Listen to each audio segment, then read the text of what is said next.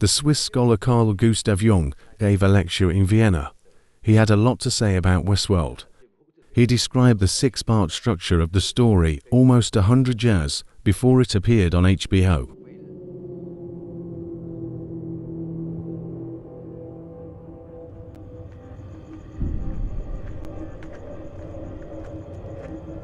Jung said, "But even in this unconscious social condition, there are not a few who are called awake by the summons of the voice."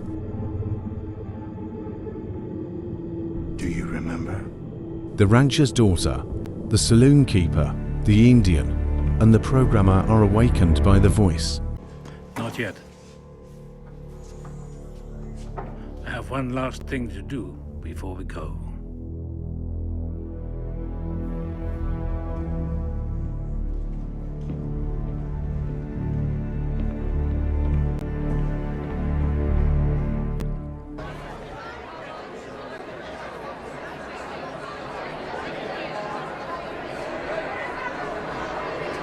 Remember.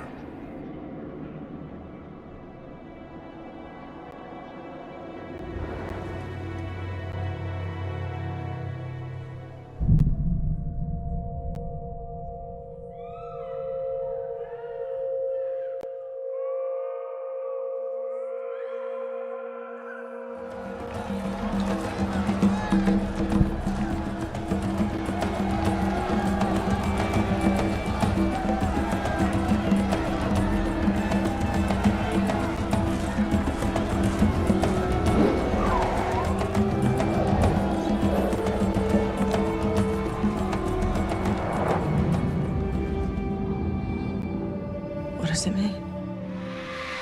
The other person seems strange and uncanny, and because we cannot get accustomed to the idea that we are not absolute master in our own house, we should prefer to be always I and nothing else, but we are confronted with that inner friend or foe, and whether he is our friend or our foe depends on ourselves.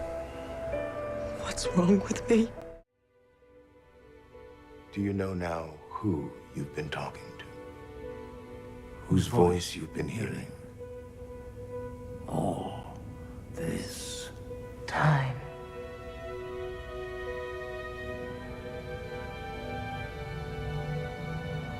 To listen to the voice, to open ourself to the psyche, is a meeting with ourself. It was you. Talking to me. Guiding me. You're not here, are you? But it wasn't you. Bernard also realizes it was his own voice guiding him. It was me.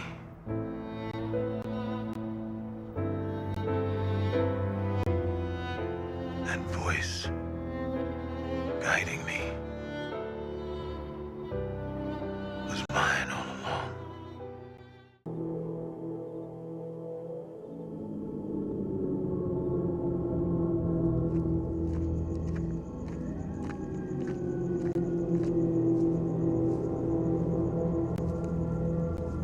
Here.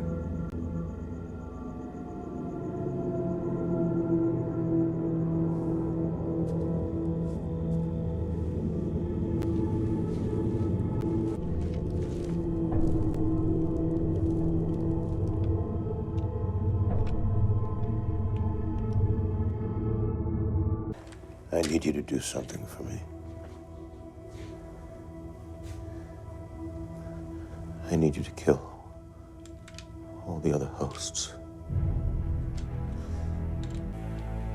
I can't do that. I couldn't possibly do that. You're going to help me destroy this place. What the inner voice whispers to us is generally something negative, if not actually evil.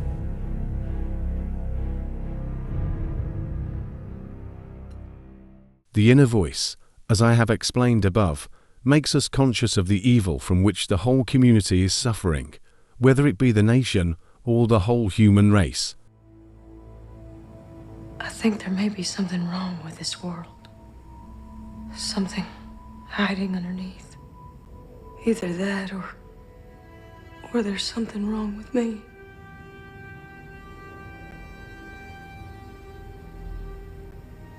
I may be losing my mind. Have you ever questioned the nature of your reality? This is an illusion. It's all broken. There's got to be a way out of here. Where's the door? Where's the door? This is the wrong world.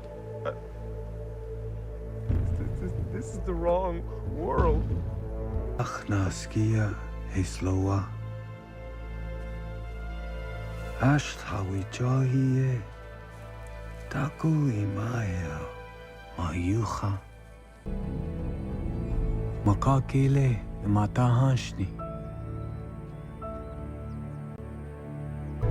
The voice reveals to us that something is wrong with our world.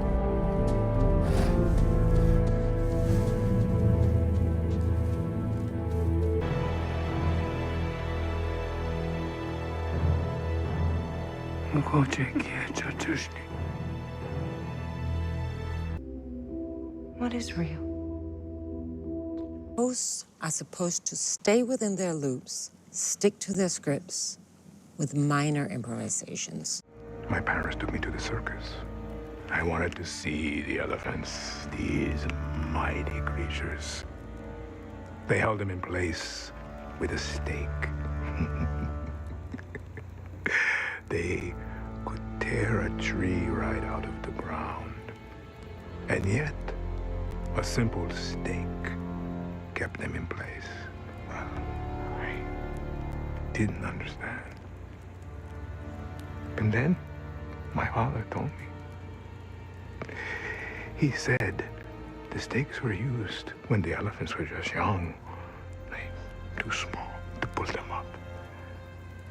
And that the animals never tried to pull them up again. Reality serves a purpose, but it binds and constricts. Come on, sweetheart. Tell us what you think of your world. This world? We are trapped in the certainty of what we believe.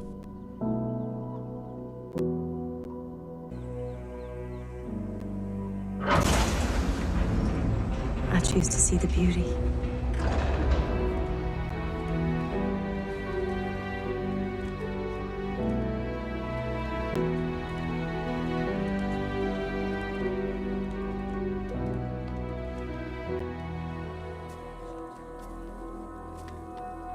He has been called by that all-powerful, all-tyrannizing psychic necessity that is his own and his people's affliction. If he hearkens to the voice, he is at once set apart and isolated.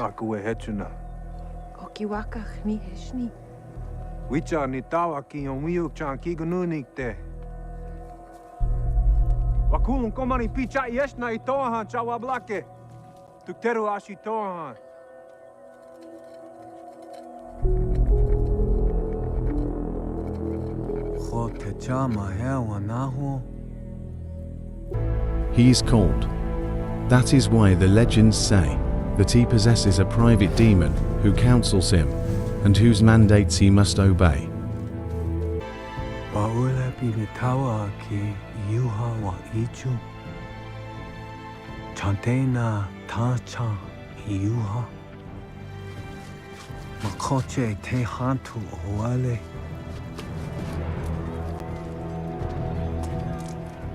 Na otongi shija.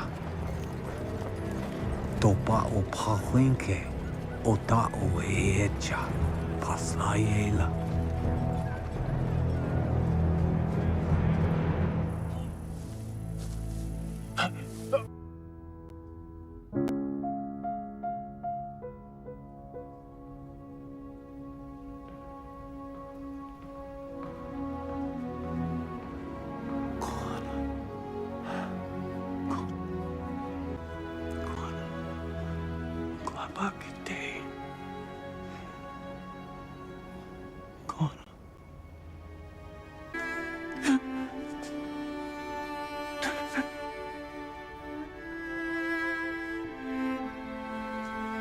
Majayesh Makamiyacha.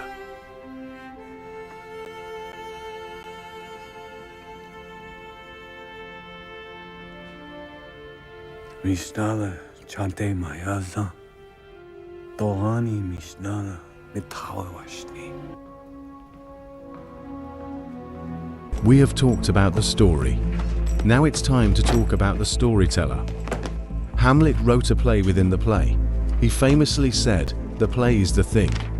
He collaborated with the numinous voice, the ghost of his dead father. It told Hamlet things that he couldn't possibly know. The first step along the road to a momentous invention may be the outcome of a conscious decision. The unconscious collaborates too, and often makes decisive contributions. So it is not the conscious effort alone that is responsible for the result. The unconscious, with its barely discernible goals and intentions, has its finger in the pie. The novelist Ayn Rand gave a series of lectures in 1958.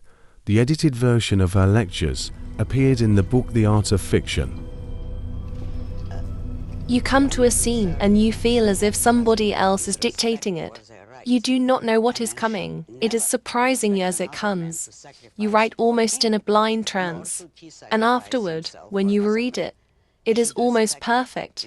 This quote came from the first chapter, Writing and the Subconscious.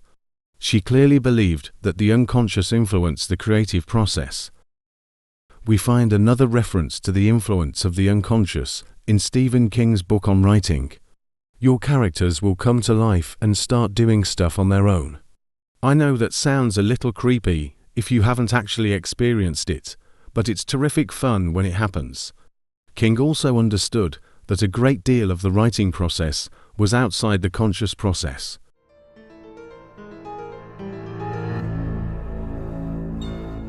The creator of Westworld made a masterpiece. The contribution of the unconscious remains invisible to the filmmaker. The night cannot be examined in the light of day.